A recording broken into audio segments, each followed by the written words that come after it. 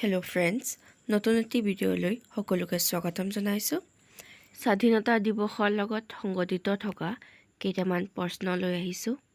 প্ৰথমটো হৈছে, আমাৰ দেশ ভাৰতবৰ্ষই কেতিয়া স্বাধীনতা লাভ কৰে? উত্তৰ 1947 চনৰ 15 আগষ্ট তাৰিখে। স্বাধীনতা প্ৰাপ্তিৰ আগত ভাৰত কাৰ অধীনত আছিল?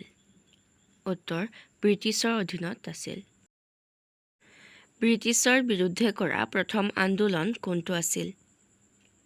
উত্তৰ 1857 চনৰ চিপাহী বিদ্ৰোহ। অসহযোগ আন্দোলন কেতিয়া সংঘটিত হয়? উত্তৰ 1921 চনত।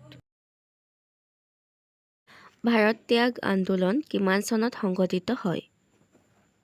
উত্তৰ 1942 চনত।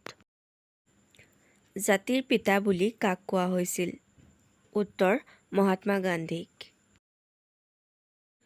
আজাদ হিন্দ ফৌজৰ জন্মদাতা কোন? উত্তৰ সুভাষ চন্দ্ৰ বসু। অহিংসাই পৰম ধৰ্ম কথাষাৰ কোনে কৈছিল? উত্তৰ মহাত্মা গান্ধীজীয়ে। বাপুজী বুলি কাক আখ্যা দিছিল? উত্তৰ মহাত্মা গান্ধীক। বন্দে মাতৰম কাৰ ধ্বনি? উত্তৰ বংকিম চন্দ্ৰ চেটাৰ্জীৰ। আজিলৈ ইমানেই। ভিডিঅ'টো ভাল লাগিলে লাইক, কমেণ্ট, শ্বেয়াৰ কৰি দিব। ধন্যবাদ।